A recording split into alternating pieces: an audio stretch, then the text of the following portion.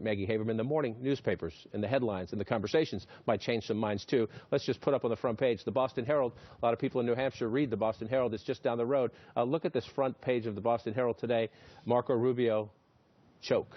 That is not the headline you want 2 days before New Hampshire votes, when there was a possibility. The conversation heading into that debate was if Marco Rubio had a good night, strong second was probably in his grasp already, and perhaps he could catch Trump. Look, I think that that is a brutal headline, and I think a lot of the headlines today are going to be brutal. He had a very rough night, and I think that it let loose sort of with a lot of questions about whether he has a glass jaw. People have been asking this for a while, and I think that you saw Chris Christie really take a swing at that jaw and see if he could make it break apart.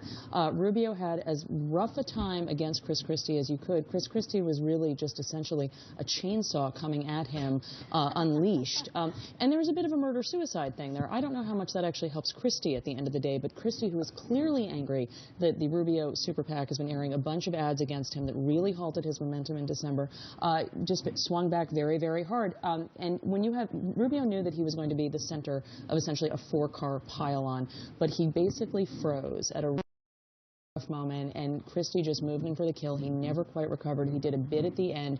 I don't know, as we head into a Super Bowl tonight, and as we have basically one more full day of anybody paying attention, it might not hurt him as much as it would otherwise if there were several days. That's his best hope. All right, you make a key point. I want to get to some of the sound as we continue the conversation.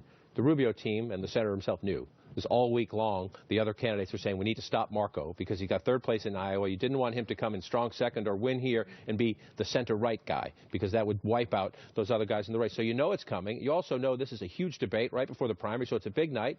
Do you rise? Super Bowl metaphor. Do you play well in the big game, or do you not play well in the big game? Let's get into some of it, because Christie did this right from the beginning. He signaled very early on in the debate he had one target. It was Marco Rubio, essentially saying, nice guy, but you're not ready to be president. I'm proud of my service in the United States Senate and before that in the Florida legislature.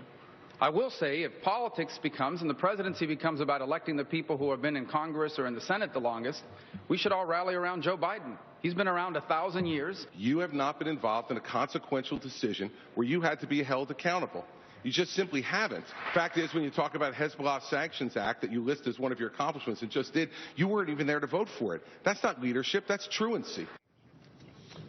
That's just one of the examples. They went at it again and again and again, and Marco tried to get back at Governor Christie, saying, you know, you had to be forced to go home to deal with the snowstorm. Maybe scored a little bit there, but it was Rubio on the back of his heels for most of those exchanges. Absolutely, and this was maybe the toughest moment that we've seen, even tougher than some of those Trump moments in previous debates. I do agree with Maggie, though, for Christie to go that hard, there was a level of bullying about it that may not resonate well with New Hampshire voters here. But I think that he took what are Marco Rubio's strengths in the sense of being young, the fresh new face of the party, and really turned that on him to charge ahead with the readiness argument. And I think that a lot of people who watched that debate now are going to be questioning that. And it wasn't just Christie.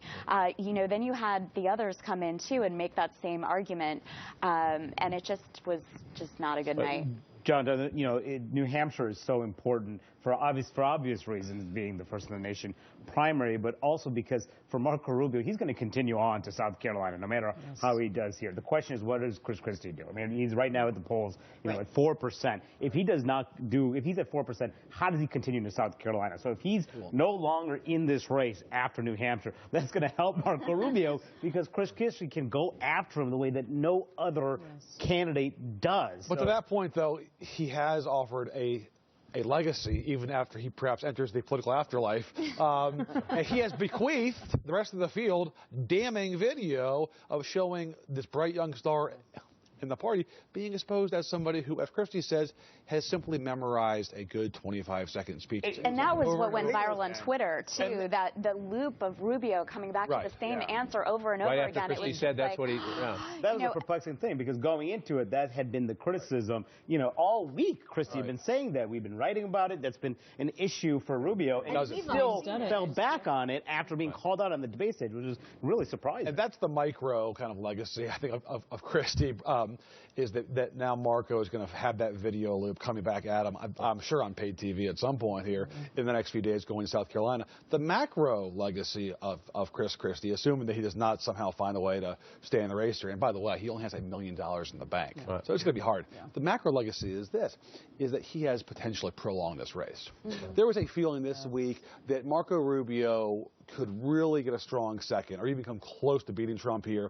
And there was that sort of train leaving the station vibe that all of us kind of felt that he really wants this to happen. People were endorsing him every day. Donors were waiting. Absolutely. Yeah.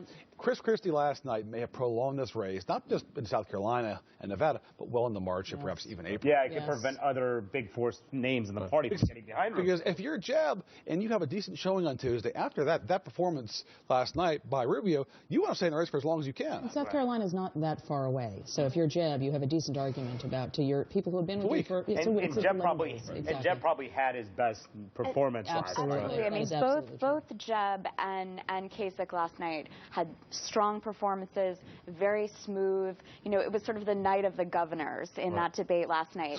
And a lot of voters watching that and thinking about electability and experience, you know, maybe looking more toward them. And both of them have spent so much time here that it may. I want to talk more about them.